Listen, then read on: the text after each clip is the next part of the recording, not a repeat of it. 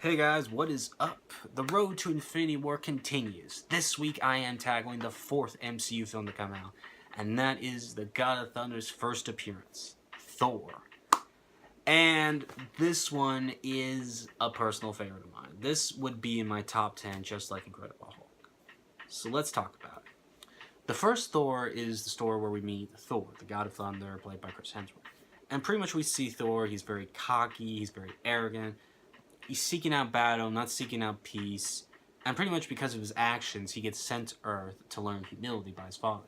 But of course, we learn that there's more to what's going on than what it seems, as we learn that Loki, played by Tom Hiddleston, learns the truth of his own origins, and we see how he reacts to that. And we see how Thor reacts to being on Earth without stripped of his powers and hammer. And he must learn how to learn humility and figure out what he's done wrong and such, while at the same time stop Loki, who's now learned of his origins and is planning to cause trouble. The first Thor, honestly, for me, is a personal favorite because one of the things I love most about this film was the story, where Thor had to learn humility. And that's the thing about this character, but he needed to learn it because he nearly almost got his friends killed, and because he wanted to stop the Frost Giants because they were invading on his special day, when he was about to be, quote-unquote, become king of Asgard and such, but, you know, he wanted to stop the Frost Giants and such, and he was just so arrogant, thinking he can do it and all that, and of course, he thinks it's the right for Asgard, but it's not, it's more for himself and such, so.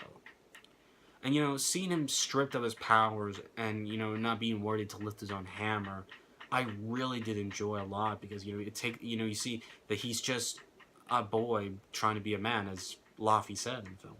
And, you know, he starts to realize in the film that he doesn't have all the answers. You know, he's trying to figure, he thought he knew it all, but he doesn't know. And I really did enjoy, you know, him learning humility in the film, because he needed it. He needed to help his character and such, So, the second thing I can say I loved about this film was the cast of characters. Chris Hemsworth was absolutely fantastic as Thor. When you see this man, when I first saw him as Thor, you know, this man just brought so much portrayal of this character. He had some good, funny one-liners. He had a character who was just a boy growing to be a man. And, you know, he was not thinking as a hero, more as a warrior and such. And I really loved his progression in the film. And I love the costume design for Thor, because if you look in the comics, in some of his original appearance, it was very different and such, but they really did a good job bringing a new take on the character and the costumes and such to life. And Chris Hemsworth just was absolutely fantastic. Now, behind a great hero is a great villain, and of course, I will save him for last, because I got a lot to say about him. But the rest of the cast of characters, from Idris Elba as Heimdall, was fantastic. Natalie Portman as Jane Foster, I really enjoyed. Eric and Darcy, I thought were really great. You got Clark Gregg back as Agent Coulson, who I cannot say enough about. And then, of course, the great Anthony Hopkins as Odin. And he was absolutely fantastic, and I enjoyed him very much. This film has some really good, humorous moments in the film, actually. I loved it when Thor and them are at the diner, and I love how Darcy's like, you ate an entire box of Pop-Tarts and such, and he's still eating, he's drinking the coffee. And then I just love how she's like, okay, after this scene, she had to get his photo. It's like, okay, now this is good on Facebook. Smile. And that just cracked me up. He just goes, it just continues eating. I love that. I also love the reactions to the guys when the hammer falls to Earth and everything, and they try to lift it, and they all make a big fun game out of it, barbecues and such. And of course that leads me to the cameo of Stan Lee, who is the guy driving the pickup truck, saying, "Did we get it?" And it was just so hilarious. But my favorite scene in the very funny moment is the scene where Lady Sif and the Warriors 3 are arriving on Earth. They need to get Thor, and I really love the agents' reactions a lot, because they go, "You better call this in," and he goes, "Sir, we got Jackie Chan, Xena, and Robin Hood, and such." And then when they arrive to Thor, the pose they give at when he's outside the door and in the windows, I just laugh, because I go, that is what I want my Christmas card to be, saying, "Merry Christmas from Lady Sith and the Warriors 3. Hope your holidays are full of fun and action." And the reaction just cracks me up, and I love it so much, so. Now, this film also features some great action scenes, from where we see Lady Sif, the Warriors 3, Thor, and Loki all go to the Jotunheim and fight the Ice Giants, which was pretty awesome and enjoyed. The second I have to say I really loved was seeing Thor, who was depowered, taking on a lot of field agents of S.H.I.E.L.D., and it was just so awesome and such. Because he's just kicking the crap out of these guys, who are highly trained professionals, and he's a god without powers, and yet he's just pretty awesome. And I really love that scene a lot because not only was Thor being proven he doesn't need powers sometimes, but he can just take it on himself. But I also love that it's a cameo from another future Avenger, which was Jeremy Renner as Hawkeye. And I love that scene a lot. It made him just be watching it, but the commentary gives like, do you want me to do something, Coulson? Because I'm starting to root for this guy. I love that. That was just so hilarious to me. It's like, yeah, you can't deny that. He's kicking their crap. I mean, they're called now or what, so, and I really did enjoy it. And then, of course, the final battle with Thor battling not only the Destroyer, but Loki as well in Asgard was really great. But this film really was fantastic. You know, the story I enjoyed, the action scenes, the humor, the casting, they were all fantastic. The visuals in this film were honestly really great because this is the first time we saw Asgard. When you look at the Rainbow Bridge and you look at this world, how they all set up, it's just so incredible, and I really did enjoy it. And I give props to the visuals and the costume designers because they really made this place look really incredible, and it made it stand out, and that's something you really have to appreciate in this film. But of course, I have to talk about the antagonist of the film. While Chris Hemsworth was great as Thor, Tom Hiddleston is fantastic as Loki. When you see Loki in the film, you learn this is the film that you learn a lot about him. And this is a film I really appreciate because it gives you everything you need to know about your villain and such, of what makes them tick and you understand them.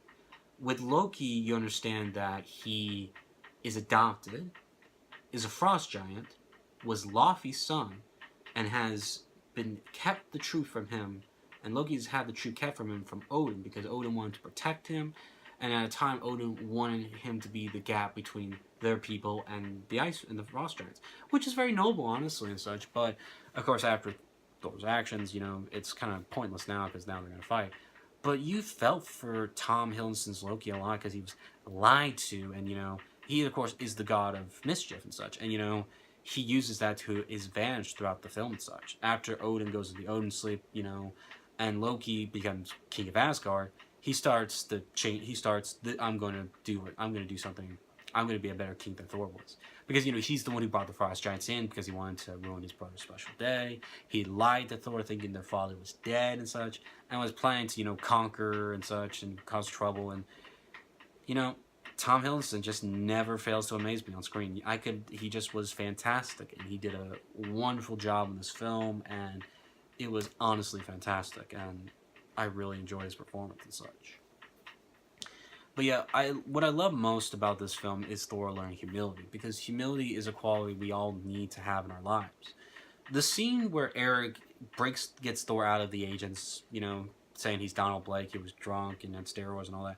They go to a bar, and I love this scene a lot because Thor starts to realize he doesn't have all the answers and such. And I really like that scene a lot because he's starting to think a little clearer. He learns he can't do everything himself, and they have a good discussion. Once you figure out you don't know it all, you're asking the right questions and all that. I really praise that scene a lot because it's just a really great touching scene and such. And I didn't mind, the scene where he's helping Jane make breakfast and such. I thought that was really great because he's starting to be a bit calmer. He's starting to reflect that, yeah, don't know everything and I got to figure things out. I just love that. That felt very relatable and such. So, but yeah, I really can't say anything negative about the film. I really did enjoy the film, honestly. The story was good. The action scenes were good. From the Warriors 3, Lady Sif and Warriors 3, Thor and Loki going to Odenheim, Thor taking on the agents, and, the final battle, like I said, was all wonderful. The humor was great, the cast was great, and, Loki was a fantastic villain. This was everything you need to know about a villain, is you need to understand what makes them tick, what motivates them, what pushes them to be who they are and such. And that's a key thing you need to have with a good protagonist. You need to have a good antagonist and such. So, overall, if I had to give Thor a rating, I would give it a solid A. This is a film like I said, would put in my top 10 favorites. It's a film that has great story, great action, good humor, good visuals, a good villain, and it's just an all-around good film that I could watch from beginning to end and not be bored with. It really delivers on an excellent film. It delivers on giving us the first appearance of Thor. It is just absolutely fantastic. And of course, this film ends with a mid-credit scene where we see Dr. Selvig meeting with Nick Fury underground, and they have this interesting object, and we see that Loki, who has survived through the hole in space, has come to Earth, and he's manipulating Selvig and such to explore more with his cube. And so it leads us to the next film. But like I said, Thor is an excellent film. If you have not seen it, you gotta check it out. It's fantastic. It is a personal favorite of mine. I really enjoyed it. This was a great first appearance of Thor, and I really cannot say enough about it. So let me know in the comments below what's your favorite scene from Thor and what you think of it. Do you like it? Do you love it? Let me know in the comments below. If you enjoyed my video, please subscribe to my channel as I am reviewing each of the MCU films. I've already done the first 3 already. Check back next week as I'm going to be tackling one of my favorite Avengers, Captain America, in his first appearance in Captain America the First Avenger for next week. So if you enjoyed this video, please subscribe to my channel and hit the bell to be notified of when my future videos will be released and published and such. Please follow me up on Twitter at SuperKate801 to follow me up on social media. And like and share this video with your friends just to see what they think of my personal opinion on it. But anyway, guys, thank you all for watching. Check back next week as I will tackle the First Avenger. And let me know what you thought of Thor in the comments below. Anyway, guys, see you next week for the First Avenger. Take care.